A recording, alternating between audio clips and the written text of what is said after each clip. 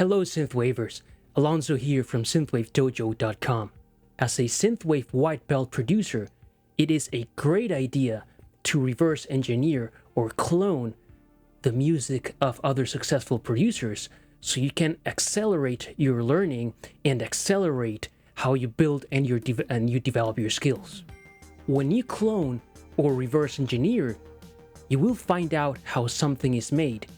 And if you find how something is made, then you can recreate it. A great thing that you'll accomplish by reverse engineering is that you can absorb the conventions of the genre of synthwave without trying so much.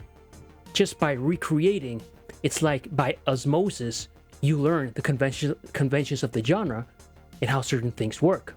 Also, patterns are easily found in quantity. What do I mean by this? That if you analyze just one track or reverse engineer a section of one track, you may not find a pattern there. Nothing may seem extraordinary. However, if you analyze or let's say reverse engineer the intro sections of 25 tracks, then you will start to see patterns there. For example, how many instruments does a typical successful producer use on an intro? How many ways are there to create an intro before you start repeating yourself? The thing to consider about cloning in reverse engineering is that first, we're not going to clone an entire track or recreate it in our DAW because that's going to take a lot of time. And when you're starting out, when you're a beginner, there are many things that you will not be able to understand. But we're going to take this piece by piece or just analyze certain sections or certain aspects of the track. So this is how you can apply it. We can do horizontal cloning, which is remaking a certain piece, like a certain instrument in your DAW, like analyze a drum pattern from a track you really like and you program that in your DAW.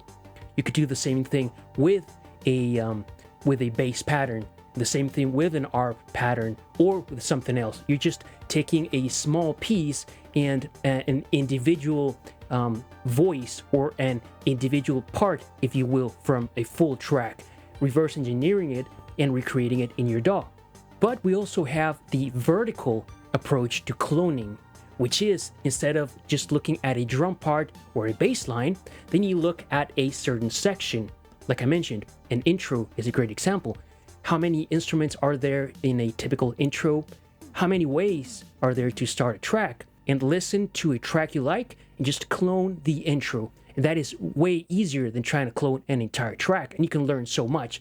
You can also do this with, let's say, a breakdown. Clone and recreate 16 bars of 10 breakdowns that you really like. Or the same thing with an outro, or the same thing with a chorus or the main section.